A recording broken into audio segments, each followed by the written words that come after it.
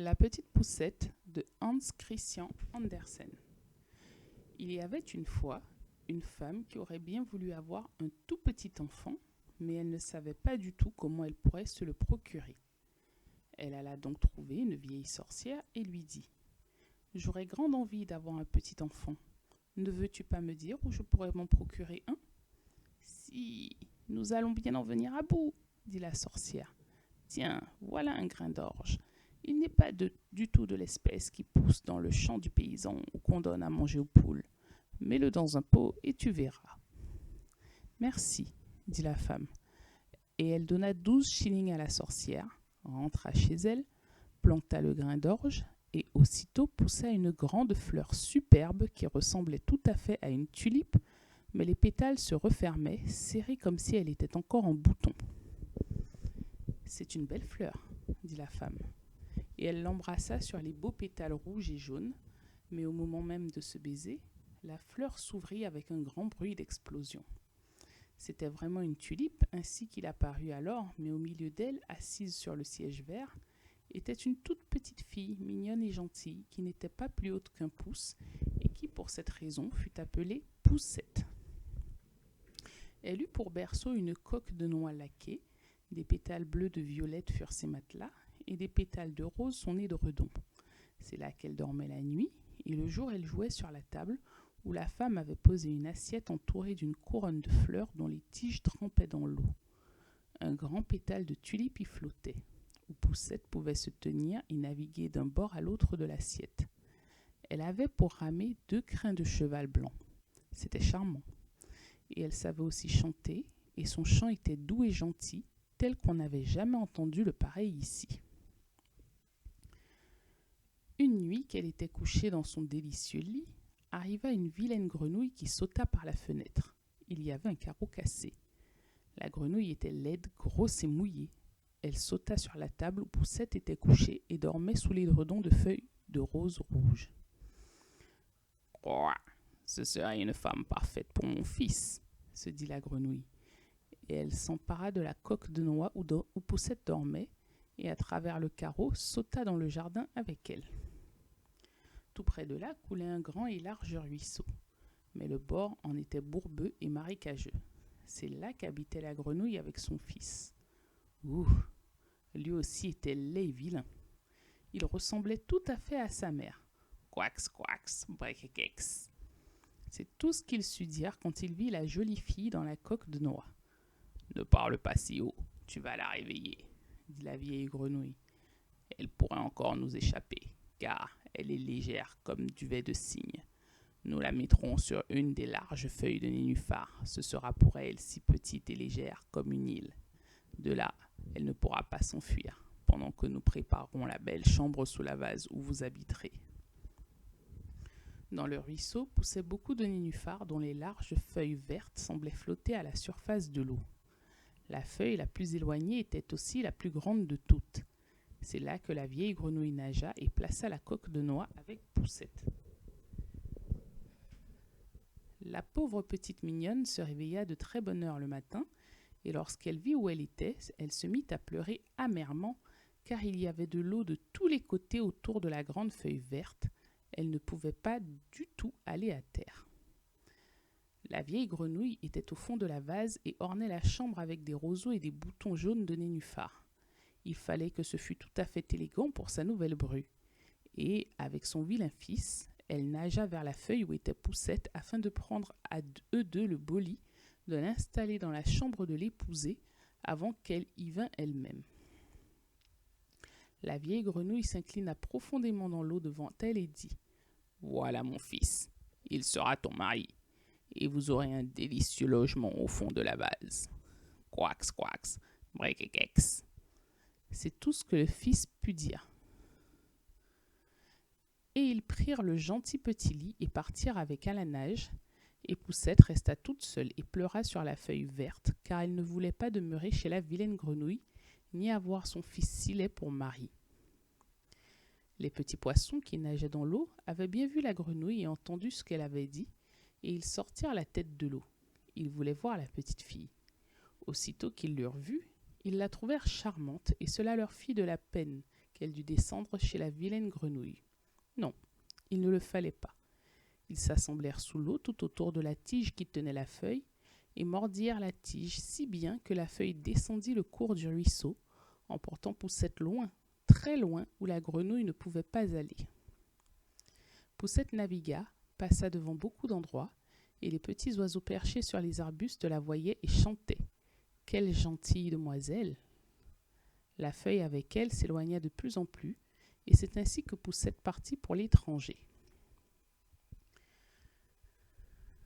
Un joli petit papillon blanc ne cessait de voler autour d'elle et finit par se poser sur la feuille, car Poussette lui plaisait, et elle était bien contente, car la grenouille ne pouvait plus l'atteindre, et le lieu où elle naviguait était très agréable. Le soleil luisait sur l'eau, c'était comme de l'or magnifique. Et elle défit sa ceinture, en attacha un bout au papillon, et fixa l'autre bout dans la feuille, et ainsi la feuille prit une course beaucoup plus rapide, et elle avec, puisqu'elle était dessus. À ce moment arriva en volant un grand hanneton. Il l'aperçut, et aussitôt saisit dans ses pinces la taille grêle de la petite, qu'il emporta dans son arbre, mais la feuille verte continua de descendre le courant, et le papillon de voler avec, car il était attaché à la feuille et ne pouvait pas s'en libérer. Dieu! Comme Poussette fut effrayée lorsque le hanneton s'envola dans l'arbre avec elle, mais surtout, elle fut chagrinée pour le beau papillon blanc qu'elle avait attaché à la feuille. S'il ne parvenait pas à se libérer, il allait mourir de faim. Mais c'était bien égal au hanneton. Avec elle, il se plaça sur la plus grande feuille verte de l'arbre, lui donna le pollen des fleurs à manger et lui dit qu'elle était très gentille, bien qu'elle ne ressemblât pas du tout à un hanneton. Ensuite, tous les autres hannetons qui habitaient l'arbre vinrent lui rendre visite. Ils regardèrent Poussette et les demoiselles hannetons allongèrent leurs antennes et dirent « Elle n'a tout de même que 2 pattes, c'est misérable, et elle n'a pas d'antenne. Elle a la taille trop mince, fi, elle ressemble à l'espèce humaine, qu'elle est laide. » Et pourtant, le hanneton qui l'avait prise la trouvait très gentille. Mais comme tous les autres disaient qu'elle était vilaine, il finit par le croire aussi et ne voulut plus la voir. Elle pouvait s'en aller où elle voulait. On vola en bas de l'arbre avec elle et on la posa sur une grande marguerite. Là, elle pleura parce qu'elle était si laide que les hannetons ne voulaient pas d'elle, et elle était pourtant l'être le plus délicieux que l'on pût imaginer, délicat et pur comme le plus beau pétale de rose. La preuve, la pauvre Poussette vécut toute seule tout l'été dans la grande forêt. Elle se tressa un lit de brins d'herbe et l'accrocha sous une grande feuille de patience, en sorte qu'il ne pouvait pleuvoir sur elle. Elle récoltait le pollen des fleurs et s'en nourrissait, et elle buvait la rosée qui était tous les matins sur les feuilles. Ainsi passèrent l'été et l'automne, mais vint alors l'hiver, le froid et long hiver. Tous les oiseaux qui lui avaient chanté de belles chansons s'en allèrent, les arbres et les fleurs se fanèrent, la grande feuille de patience sous laquelle elle avait habité se recroquevilla et devint un pédoncule jaune et fané, et elle eut terriblement froid car ses vêtements étaient déchirés et elle-même était si petite et si frêle. La pauvre Poussette qu'elle devait mourir de froid. Il se mit à neiger, et chaque flocon de neige qui tombait sur elle était comme un paquet de neige qu'on jetterait sur nous, car nous sommes grands et elle n'avait qu'un pouce. Alors elle s'enveloppa dans une feuille fanée, mais cela ne pouvait pas la réchauffer, elle tremblait de froid. À l'orée de la forêt où elle était alors parvenue, s'étendait un grand champ de blé, mais le blé n'y était plus depuis longtemps. Seul le chaume sec et nu se dressait sur la terre gelée. C'était pour elle comme une forêt qu'elle parcourait. Oh, comme elle tremblait de froid. Elle arriva ainsi à la porte de la souris des champs. C'était un petit trou au pied des fétus de paille. La souris avait là sa bonne demeure tiède, toute sa chambre pleine de grains, cuisine et salle à manger. La pauvre Poussette se plaça contre la porte comme toute pauvre mendiante et demanda un petit morceau de grain d'orge, car depuis 2 jours elle n'avait rien eu du tout à manger. « Pauvre petite, dit la souris, car c'était vraiment une bonne vieille souris des champs, entre dans ma chambre chaude manger avec moi. » Puis comme Poussette lui plut, elle dit « Tu peux bien rester chez moi cet hiver, mais il faudra tenir ma chambre tout à fait propre et me conter des histoires, car je les aime beaucoup. » Et Poussette fit ce que demandait la bonne vieille souris et vécut parfaitement. « Nous aurons bientôt une visite, dit la souris des champs. Mon voisin a l'habitude de venir me voir tous les jours de la semaine. Il se tient enfermé encore plus que moi. Il a de grandes salles et il porte une délicieuse pelisse de velours noir. Si tu pouvais l'avoir pour mari, tu n'aurais besoin de rien. Mais il ne voit pas clair. Il faudra lui conter les plus belles histoires que tu saches. » Mais Poussette ne se souciait pas d'avoir le voisin qui était une taupe. Il vint rendre visite dans sa pelisse de velours noir. Il était riche et instruit, dit la souris des champs. Son appartement était aussi 20 fois plus grand que celui de la souris, et il était plein de science, mais il ne pouvait supporter le soleil et les belles fleurs. Il en disait du mal, car il ne les avait jamais vues. Poussette dut chanter, et elle chanta « Hanneton vole, vole » et « Le moine va au champ ». Et la taupe devint amoureuse d'elle à cause de sa belle voix, mais ne dit rien, car c'était une personne circonspecte. Elle s'était récemment construit un long corridor dans la terre de sa demeure à celle de la souris, et elle permit à la souris et à Poussette de s'y promener tant qu'elle voudrait. Mais elle leur dit de ne pas avoir peur de l'oiseau mort qui gisait dans le corridor. C'était un oiseau entier avec bec et plumes qui était sûrement mort depuis peu au commencement de l'hiver et avait été enterré juste à l'endroit où elle avait fait son corridor. La taupe prit dans sa bouche un morceau de mèche, car cela brille comme du feu dans l'obscurité, et elle marcha devant eux et les éclaira dans le long couloir sombre. Lorsqu'ils arrivèrent à l'endroit où gisait l'oiseau mort, la taupe dressa en l'air son large nez et heurta le plafond, et cela fit un grand trou par lequel la lumière put briller. Sur le sol gisait une hirondelle morte, ses jolies ailes plaquées contre son corps, les pattes et la tête cachées sous les plumes. Le pauvre oiseau était évidemment mort de froid. Poussette en eut de la peine. Elle aimait tant tous les petits oiseaux qui avaient si joliment chanté et gazouillé pour elle tout l'été, mais la taupe donna un coup de ses courtes pattes à l'hirondelle et dit « Ah, elle ne piaillera plus. Ça doit être lamentable de n'être petit oiseau. Dieu merci, aucun de mes enfants ne sera ainsi. Un oiseau pareil n'a rien d'autre pour lui que son kivit et doit mourir de faim l'hiver. » « Oui, vous pouvez le dire, vous qui êtes prévoyant, dit la souris. Quel oiseau pour tout son kivit quand vient l'hiver? Il doit avoir faim et gelé, mais ce kivit est tout de même une grande chose. » Poussette ne dit rien, mais lorsque les deux autres eurent tourné le dos à l'oiseau, elle se baissa, écarta les plumes qui recouvraient la tête de l'hirondelle et la baisa sur ses yeux clos. « C'est peut-être celle qui a si joliment chanté pour moi cet été, se dit-elle. Quelle joie il m'a procuré, le bel oiseau. » Puis la taupe boucha le trou par où le jour luisait, et les dames l'accompagnèrent à sa demeure. Mais la nuit, Poussette ne put dormir. Elle se leva de son lit et tressa une belle couverture de paille dont elle alla envelopper l'oiseau mort, et elle mit du coton moelleux qu'elle avait trouvé chez la taupe autour du corps de l'oiseau, afin qu'il pût être au chaud dans la terre froide. « Adieu, beau petit oiseau, dit-elle. Adieu. Et merci pour tes délicieux chants de cet été, lorsque tous les arbres étaient verts et que le soleil brillait si haut au-dessus de nous. » Et elle posa sa tête sur la poitrine de l'oiseau, mais fut aussitôt très effrayée, car il y avait comme des battements à l'intérieur. C'était le cœur de l'oiseau. Il n'était pas mort, il était seulement engourdi et la chaleur l'avait réanimé.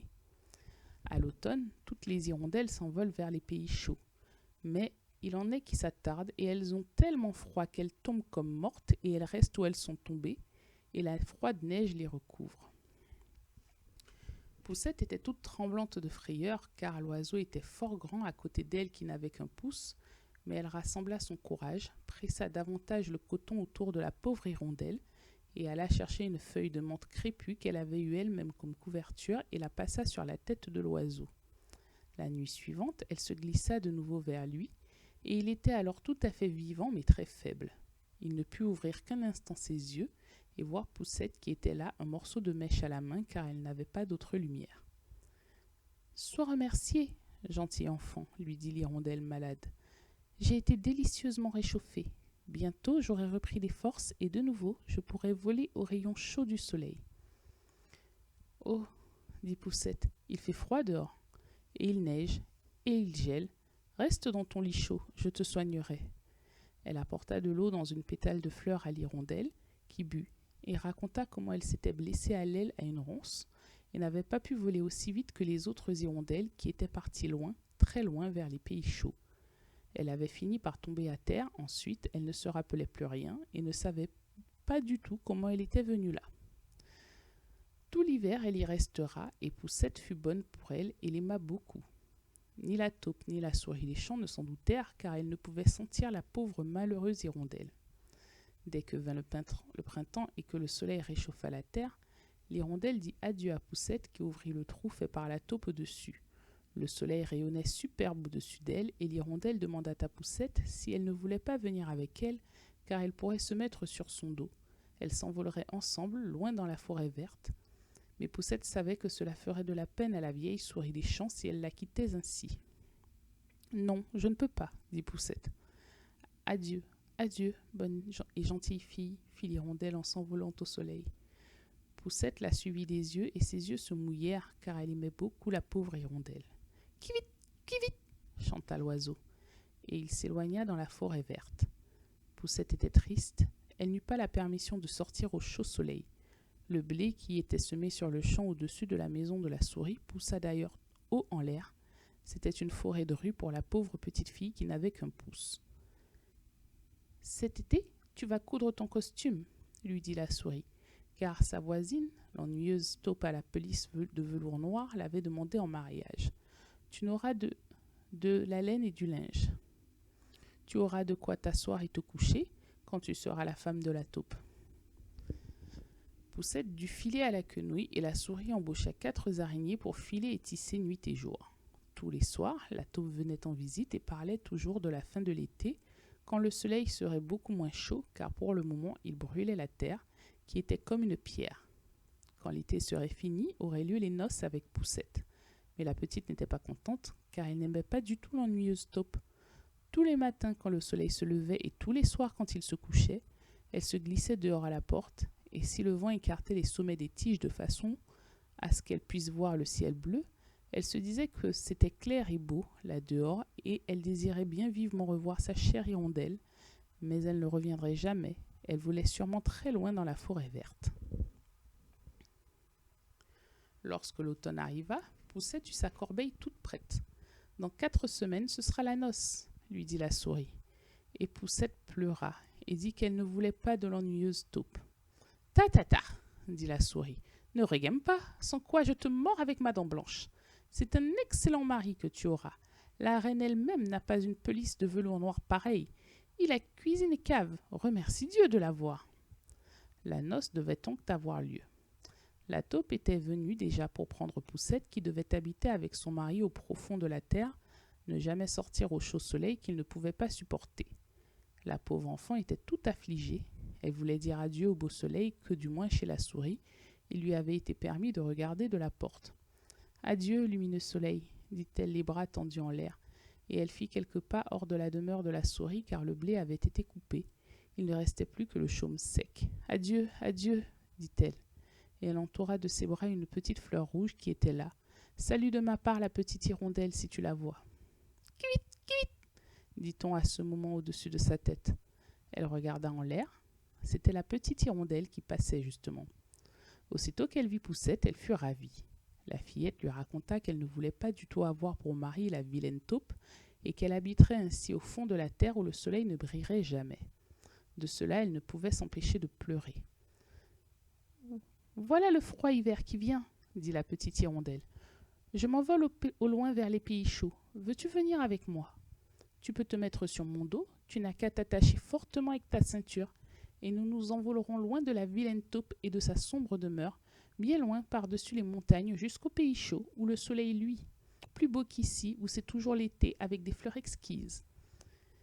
Viens voler avec moi, chère petite Poussette qui m'a sauvé la vie lorsque je gisais gelée dans le sombre caveau de terre. »« Oui, j'irai avec toi, dit Poussette, qui se mit sur le dos de l'oiseau, les pieds sur ses ailes étendues, et attacha fortement sa ceinture à une des plus grosses plumes. Et ainsi l'hirondelle s'éleva haut dans le ciel, au-dessus de la forêt et au-dessus de la mer, haut au-dessus des grandes montagnes toujours couvertes de neige, et Poussette eut froid dans l'air glacé, mais elle se recroquevilla sous les plumes chaudes de l'oiseau et passa seulement sa petite tête pour voir toute la splendeur étalée sous elle. Et elles arrivèrent au pays chaud. Le soleil y brillait beaucoup plus lumineux qu'ici. Le ciel était 2 fois plus élevé, et dans les fossés et sur les haies poussaient de délicieux raisins blancs et bleus.